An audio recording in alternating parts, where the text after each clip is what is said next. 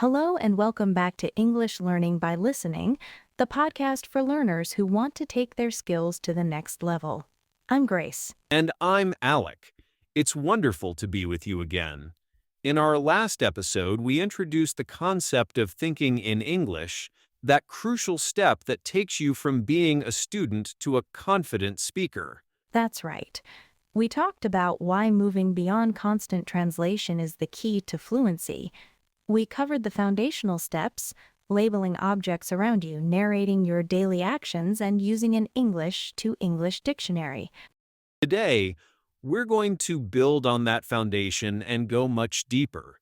We'll explore more advanced techniques in greater detail, discuss the real-world benefits of this skill, and, importantly, talk about how to overcome the mental hurdles that can get in the way. So if you're ready to take the next step, let's dive in.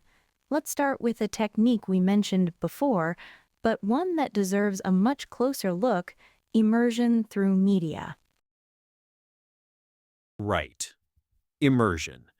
It sounds big, but it's really about creating an English-speaking world for yourself. Let's break down movies and TV shows. We suggested starting with English audio and subtitles, but let's be more specific. What should learners choose to watch? That's a brilliant question, Alec. It's tempting to jump into a complex drama, but that can be overwhelming. I always recommend starting with something where the language is clear and the context is very visual. Children's animated movies are fantastic for this. That makes so much sense. The vocabulary is often simpler, and the action on screen helps you understand what's happening, even if you miss a few words. Another great tip is rewatching a movie you already love and know well in your own language. Exactly. Because you already know the story, your brain isn't struggling to follow the plot. It's free to focus completely on the English being spoken. You can absorb phrases and sentence structures much more easily. Let's talk about a common pitfall here, though: the fear of not understanding everything. Learners might get frustrated and just turn it off. What's the mindset they need? The key is to let go of the need to understand 100%. The goal isn't to pass a test. It's to expose your brain to the sounds and rhythm of English. Aim for understanding the general meaning, the gist of the conversation. The details will come with time. And this applies to music as well. It's one thing to have English music playing in the background, which is nice, but active listening is the real exercise. Yes. Active listening with music is so powerful. Pick one song you enjoy. Find the lyrics online. Read them first, then listen to the song while reading along. You'll be amazed at the new words and phrases you pick up, especially idioms and casual speech. And then try singing along. It might feel silly, but it's a form of practice. It connects the language to emotion and memory, making it stick. Okay, so building on that foundation of immersion, let's explore the internal monologue in more detail. We said it's about switching the voice in your head to English. How can learners make this a regular habit? The trick is to start with specific, scheduled moments. For example, decide that every time you make coffee, that's your English thinking time. It's only for a few minutes, so it doesn't feel like a huge task. That's a great practical tip. So during that time, you move beyond just narrating, "I am making coffee." You can start asking yourself questions, right? Exactly. Ask yourself questions and then answer them. What do I have to do after this? I have a meeting at 10. Am I prepared for it? Yes, I think so. I need to review my notes. Suddenly, you're having a simple internal conversation. And you can even use it to form opinions. You might be walking down the street and see an interesting building. Instead of just labeling it building, you can think, "That's a strange design. I wonder who the architect was. I like the color, but not the shape." Now you're thinking creatively and critically in English. But what about the main challenge, Grace? Your brain is lazy. It wants to switch back to its native language. It does, and that's perfectly normal. The key is not to get frustrated when that happens. Don't scold yourself. Just gently notice it and guide your thoughts back to English. Just think, okay, let's try that again in English. It's a gentle, persistent effort. This brings us to our next technique, which helps bridge the gap between thinking and speaking: shadowing. We described it as repeating after a native speaker. Let's really break down the how and why of it. Certainly, the why is fascinating. Speaking is a physical activity. Your tongue, lips, and vocal cords are muscles. Shadowing is like taking those muscles to the gym. You are training them to move in ways that might be different from your native language, building that muscle memory. So, what's a good step-by-step process for a beginner at shadowing? First, choose a short audio clip, maybe 30 seconds, with a clear speaker and a transcript. Step 1. Just listen to it a couple of times. Get a feel for the rhythm. Step 2. Listen again while reading the transcript. Connect the sounds to the words. Step 3. Now, try to speak along with the audio while still looking at the text. Don't worry if it's messy. And the final step would be, The final step is the real goal. Put the transcript away and try to shadow the speaker just by listening. You're trying to match their speed, their pitch, and their emotion. It's more about mimicking the music of the language than getting every single word perfect. a common pitfall here is choosing someone who speaks way too fast. Oh, absolutely. Don't try to shadow a fast-talking news anchor on your first day. Choose slower speakers. Many podcasts or YouTube videos have playback speed controls. There is no shame in slowing the audio down to 0.75 times speed to get started. Okay, so we've armed our listeners with some powerful techniques. But Grace, let's talk about the payoff. Why go through all this effort? What are the tangible, real-world benefits of being able to truly think in English? This is my favorite part because this is where the magic happens. Let's start with a professional setting, like a job interview. When you're translating in your head, there's always a delay. You hear the question, you translate, you think, you translate back. It can make you seem hesitant or unsure. But when you think in English, you process the question and start forming your answer at the same time. You can respond spontaneously, confidently. Your answers are more fluid and natural. It's a massive advantage. Absolutely. And think about travel.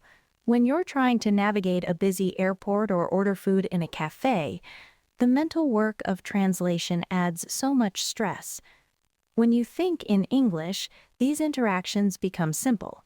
You hear, you understand, you respond. It's effortless. But for me, the most beautiful benefit is in making personal connections, building friendships. Oh, 100%. Real conversation is fast and full of humor, emotion, and personality. When you're stuck in translation mode, you can't really show who you are. You're too busy working. Thinking in English frees you up to actually be yourself, to make a joke, to share a feeling, to connect with someone on a genuine level. Now, even with all these amazing benefits in mind, the journey can be tough. We have to talk more about overcoming that fear of making mistakes. It's a huge barrier. It is. The best advice I ever received was to reframe mistakes as data collection. Each time you make a mistake, you've just collected a valuable piece of data about something you need to practice. It's not a failure. It's a discovery. I love that. Data collection. It takes the emotion out of it. And you have to remember that most native speakers are very kind and patient. They're usually just happy that you're making the effort to speak their language. No one is expecting perfection. And what about that feeling of being on a plateau where you just feel stuck? When that happens, you need to recognize your own progress. I suggest keeping a small, simple journal. Once a week, write down one small win. It could be, this week, I watched 5 minutes of a show without subtitles, or I had an internal thought about my dinner plans in English. That's a fantastic idea. When you feel stuck, you can look back at your journal and see a record of your progress. It proves that you are moving forward, even if it feels slow. All right, that was a deep dive. Let's bring it all together in a final summary for our listeners. This journey is a big one, but it's made up of small, manageable steps. Indeed, you start with the fundamentals, labeling your world and narrating your actions. This builds the direct link between ideas and English words. Then you create your immersion environment. Be intentional with the media you consume. Watch, listen, and read actively. Let English become the soundtrack to your life. From there, you turn inwards. Cultivate that internal monologue. Start small, be persistent, and gently guide your thoughts towards English. This is your private practice space. To connect your mind to your mouth, use shadowing. Train the physical muscles of speech to create natural English sounds and rhythms. And throughout this entire process, remember the mindset. Embrace mistakes as data. Be patient during plateaus. And never forget the incredible real-world benefits you are working towards: confidence, connection, and true fluency. The most important rule is consistency over intensity. A little bit every day makes a huge difference. You can absolutely do this. Before we sign off, Alec, there's one more area I think we should touch on. It's something that combines many of these techniques and can accelerate the process significantly: journaling in English. An excellent point. Journaling is a fantastic, practical application of thinking in English. It's a safe space to practice, to organize your thoughts, and to really see your language skills grow over time. So for our listeners who are intrigued by this idea, where do they start? The idea of writing a whole page in English might feel very intimidating. What's the first, most manageable step? Key is to remove the pressure completely. Don't think of it as writing an essay. Think of it as sending a simple message to yourself. Start with just one sentence. At the end of the day, write down one English sentence about something that happened. Just one sentence. So it could be as simple as, "Today I had a delicious lunch," or "My bus was late this morning." That's all. That's all. The goal is to make it so easy that you can't say no. Just one sentence. By doing this, you create the habit. After a week of writing one sentence, maybe you'll feel ready to write 2 or 3. You build momentum naturally. That's a very gentle and effective way to start. And what's so powerful about this habit is that it's not just about practicing sentences. It's about building a relationship with the language. It becomes a tool for your own self-expression. Exactly. And once the habit is there, you'll naturally start to expand. You'll move from "I had a delicious lunch" to "For lunch, I tried a new cafe.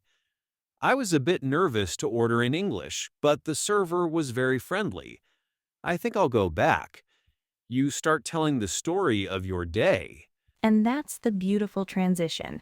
Journaling is like a training ground for your internal monologue. The thoughts you practice writing down in the evening are the same kinds of thoughts you'll eventually start having spontaneously during the day. You're building the vocabulary and the sentence structures you need to think about your own life in English. That's a great way to put it. And it brings up a really important point: dealing with the unknowns. What happens when a listener is trying to write their journal and they realize, "I don't know the word for this"? The temptation is to immediately switch to a translator. That is the most common fear, and my advice is this: embrace it. When you don't know a word, you have a fantastic opportunity. First, try to describe it using the English words you do know. If you can't think of the word mechanic, you can write, "the person who fixes cars." This is an incredibly powerful skill to build. That's a fantastic way to handle it. And then, later on, you can look up the word you were missing. You've not only practiced a valuable communication skill, but you've also identified a gap in your vocabulary in a very natural way. Your journal becomes a personalized learning tool. So, journaling isn't just practice, it's a record of your journey. It's a low pressure way to activate your vocabulary and start weaving your thoughts together in English. Start with one sentence tonight. We promise it's a habit worth building. That really brings everything together, Grace. It's been a packed episode, but the core message is simple. You have the power to create an English-speaking world for yourself, both in your environment and inside your own mind. Well said, Alec. And that's all the time we have for today on English Learning by Listening. We've covered so much, from immersing yourself in movies and music to the private practice of your internal monologue and journaling. We hope you feel inspired to try these techniques. Remember, the goal isn't perfection, but progress.